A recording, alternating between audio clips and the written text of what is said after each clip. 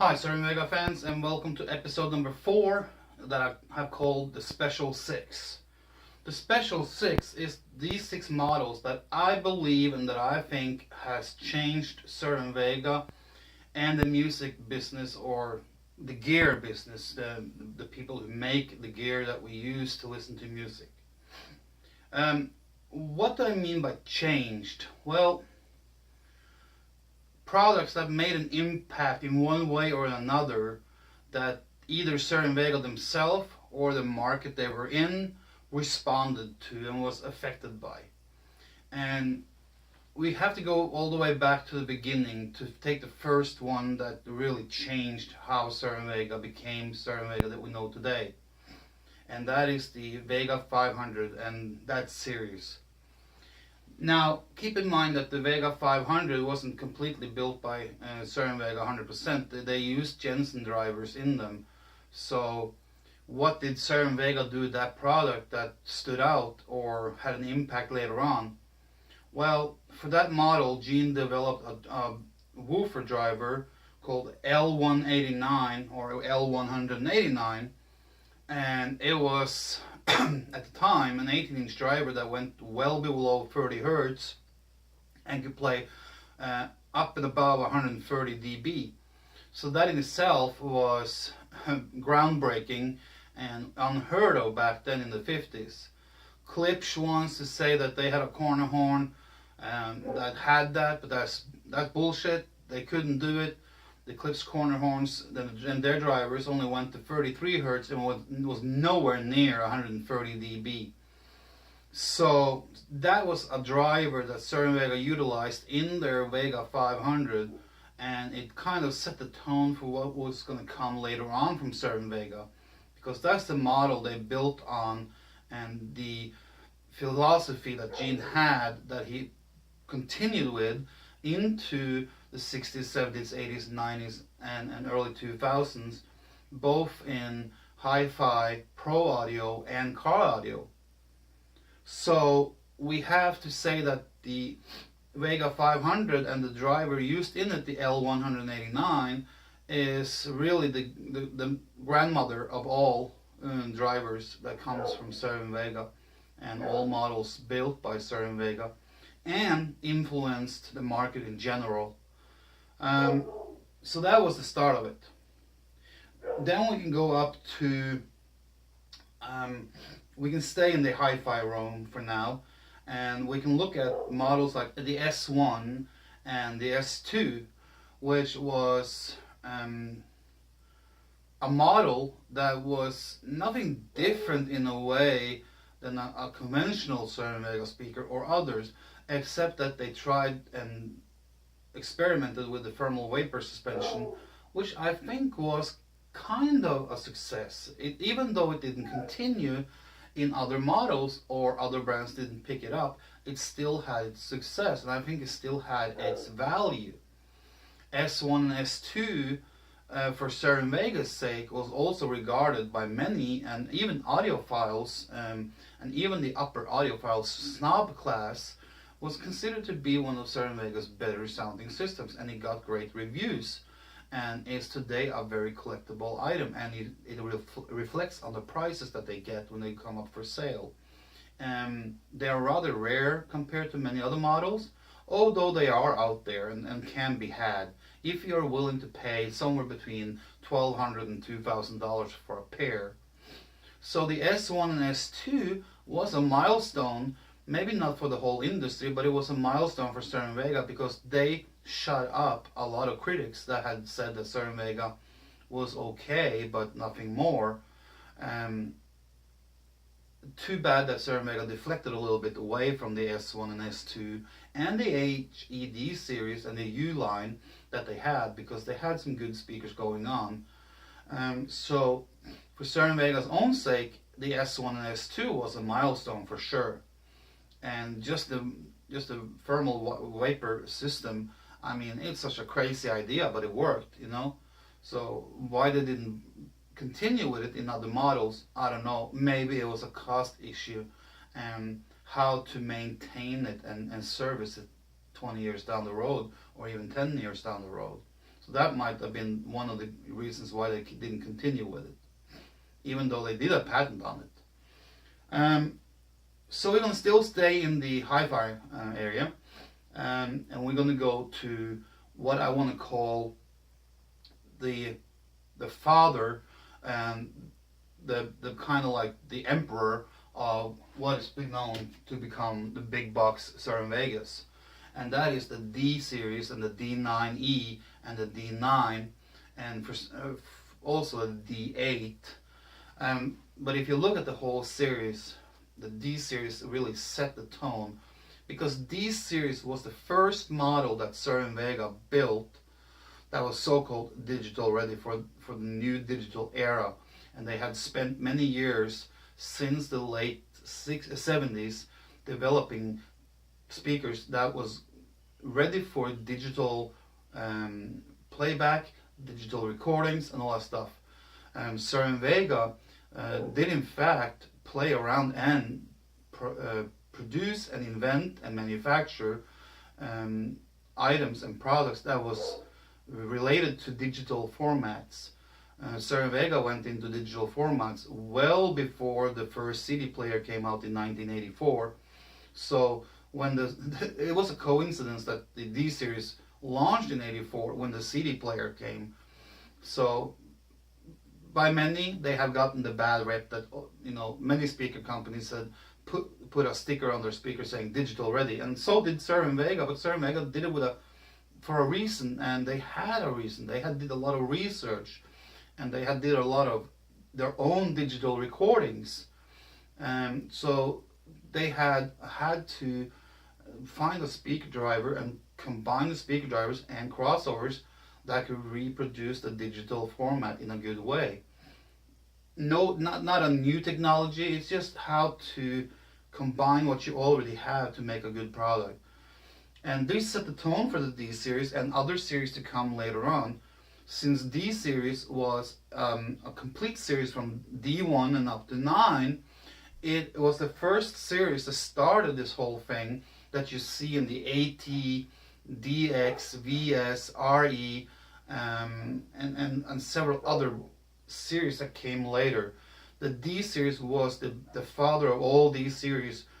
You had a chronological order on the series and in sizes as it expanded, and they set the tone with the D series for what was going to come later on with the AT, the DX, the VS, the RE, and all of those. So the D series was very important, and they made it really, really structurally good. And the D series, in my mind, is one of my favorite big box Cerwin-vega speakers, and the total line series of speakers.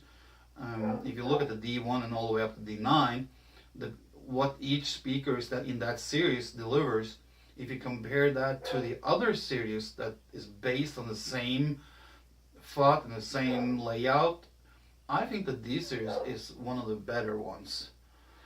Maybe not the loudest ones, but when it comes to sound reproduction and correctness, I want to say that the D series is very, very good. So the D series was a milestone for Cerwin-vega in itself, because it showed Cerwin-vega that they had good success with sales. So it showed that creating a series, moving away from maybe having a series like in the past, they had 2 or 3, maybe 4 speakers in a series, but there was no chronological order to them, or there was no progress in size that differentiated them. A lot of the older HED was kind of like, you had a lot of speakers that was like, they looked alike, but they had like a little bit different configuration on the drivers. So the D series started something that was that stayed with them from '84 and all the way up to today. So D series was important for Cerwin-vega. Maybe not so much important for the rest of the market, but it showed the world that what Cerwin-vega can do. And I mean, people bought them. There's a lot of D series sold out there. So now I'm going to go from the hi-fis over to pro audio, and this is kind of like it's not a speaker product in itself. It's more like they developed a system with other models that they built. and that was the Sensurround. Sensurround was absolutely a milestone for Cerwin-vega, but it was also a milestone for the rest of the audio industry, and especially the ones that were doing pro audio and cinema speakers, for reproduction of soundtracks, special effects, and all that stuff. Cerwin-vega came onto the market with Sensurround, in cooperating with the movie studios, and they made this Sensurround so good, and it was so badass that it really shut out everyone else.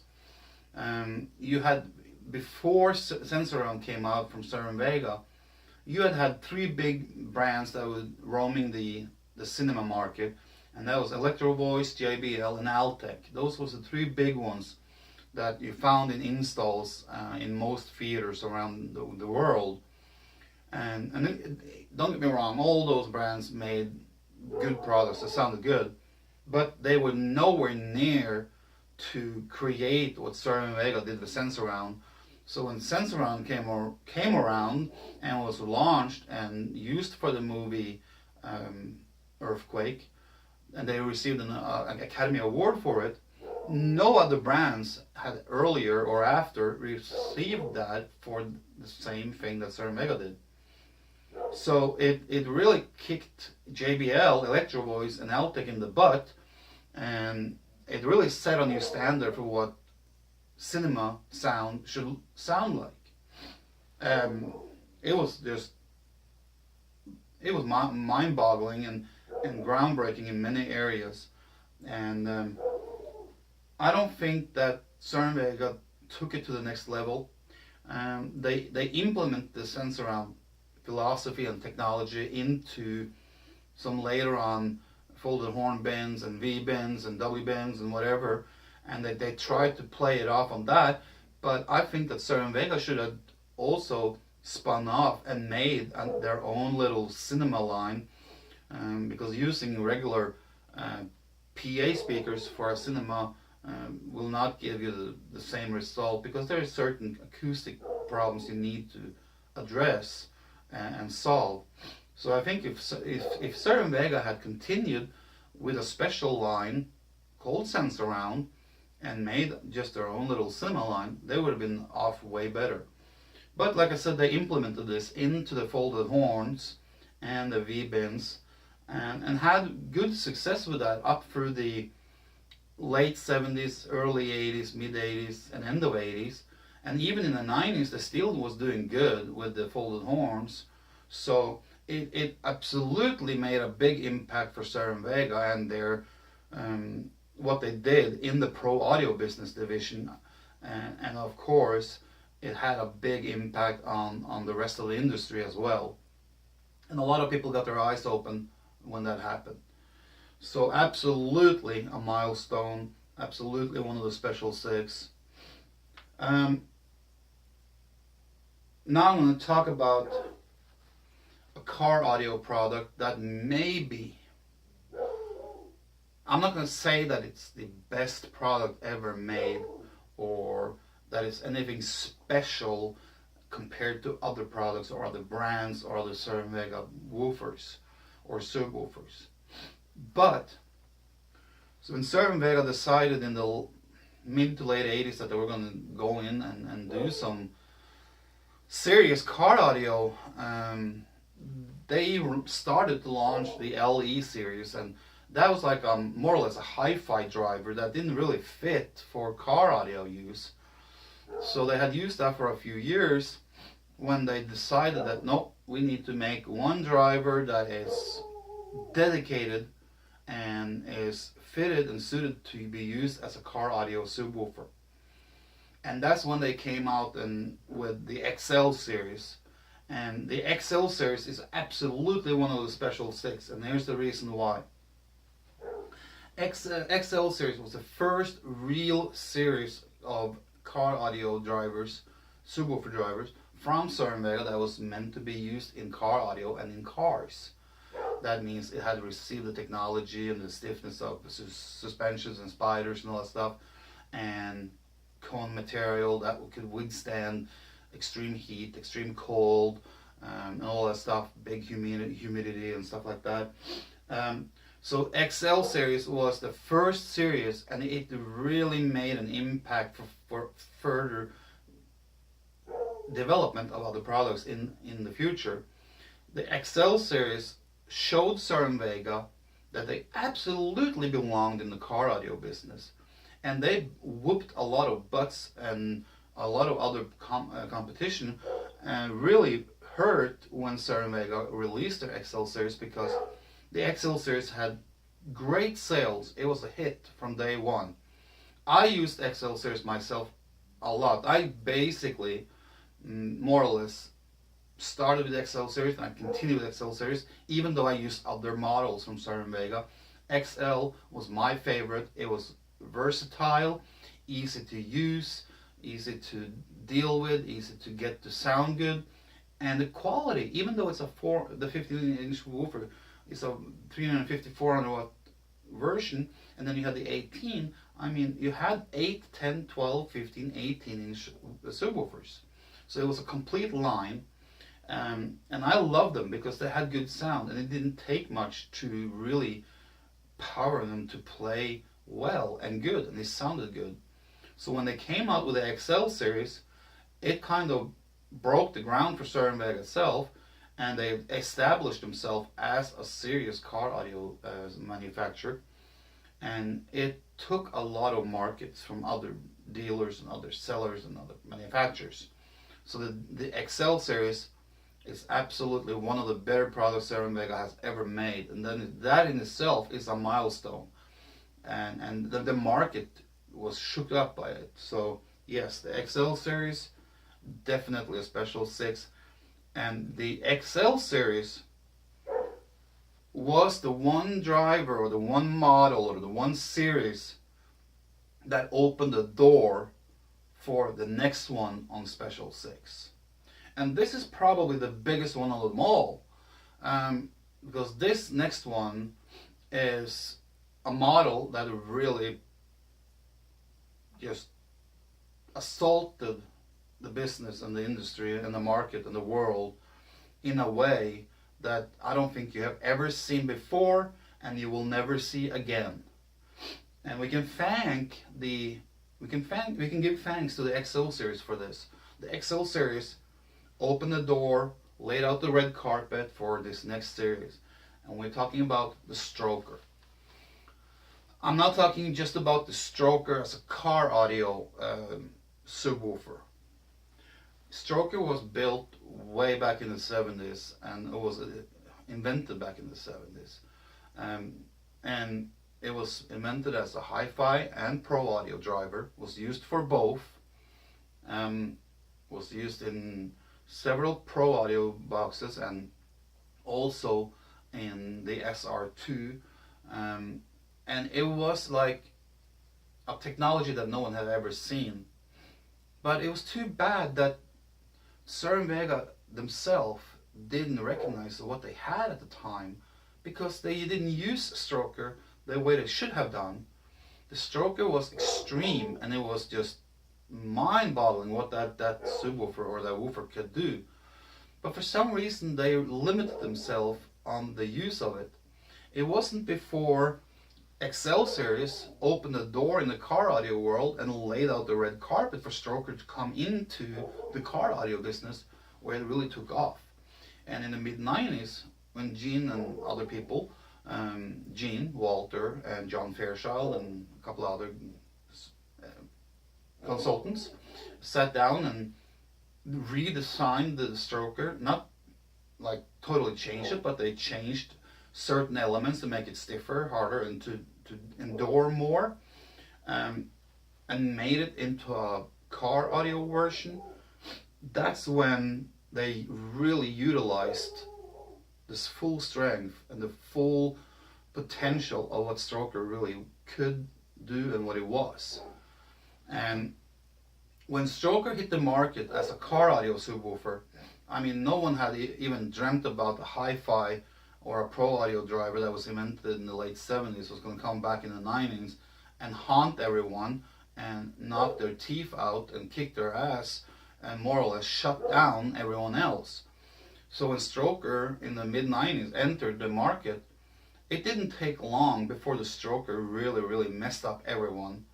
I mean, it didn't matter what you had. You couldn't compete. I mean, everyone was knocked out overnight. When the Stroker hit the stores, it didn't take long before people started to talk that this is something really, really special. And it didn't take long before the results came in from competitions all over the world where Cerwin-vega was dominant and just kicked butt whenever they entered the competition. And there's many, many well documented proofs of that when it comes to competitions. And of course, if you do well in a DB or SPL competition, or any other competition for that matter, people are going to start noticing. And what was so great about the Stroker, even though it was a serious amount of money and cost like 3 or 4 times more than the XL series, it was still kind of affordable. It wasn't like great deal price-wise, but it was affordable for many. And even if you had to save up for 2 or 3 months, you know, people did it, and they bought them. And there are so many Strokers sold. It dominated the market for so many years. It was probably one of the longest running drivers for car audio use out there, regardless of brand. I mean, they released it in the mid-90s and they dominated, and they didn't take it off the market before they sold the company in 2003. And now, I mean, they're coming back now to make a classic of it, but that's not going to even be close. But I mean, show me another company or another product that had a driver that was dominating the market and was king of the hill for almost 10 years from any manufacturer. You won't find it. You will not find it. And you might find drivers that have been on the market 4 or 5 or 6 years, but not in a dominating way, and how the Stroker changed the car audio business. Because it did. It really came in, and I'm not talking about it took 2 or 3 years. We're talking about a month or two where the other ones was sitting there scratching their heads, and they said, we have to find out something. We have to come up with something to battle this monster. And they were working hard to battle the Stroker. But it didn't matter because they couldn't. Nothing could touch the Stroker the way the Stroker was playing, operating, the quality. I mean, a lot of other manufacturers tried and failed because their products didn't live up to the promises or the quality wasn't there. So for Cerwin-vega, this was probably one of their proudest moments in history when they realized what kind of a hit and success the Stroker really was. And I remember talking to Gene Cerwinski himself on the phone in a period between 2002 and 2004. I talked to him on the phone several times, and I remember asking him, what product are you most proud of? And he said, I remember like it was yesterday, he said, Mr. Anderson. I don't remember his accent, but he was kind of muffled. I was sitting in Norway on the phone, and he was in the United States, and said, Mr. Anderson, I'm really proud of 2 things. The Vega 500 and the Stroker. Those were the 2 products he was really, really proud of. I mean, he had made so many good products for almost 50 years, and those were the 2 that he recognized himself as proud moments of doing. So the Stroker meant a lot to Gene. It did, and I'm glad that it had such a success as it did in the car audio business. That was not what he intended it to be, because Gene couldn't care less about the car audio in business or the part of that of the company. Gene was all about the PA and the pro audio. But he did sit down and redo the Stroker to release it on the car audio market because he knew that he had created a beast that he used in the past, in a few hi-fi models and a few pro audio models, and I guess he felt that it deserved to be put out in the limelight And I think he had a moment where he saw, this is it. This is where the stroker fits. This is the home of the stroker. And that's why they redid it and put it out. And oh my God, did it kick butt. So, with Gene's own words, I'm going to end this video with, I'm proud of the stroker. And the stroker changed the world of audio. Have a nice time, guys.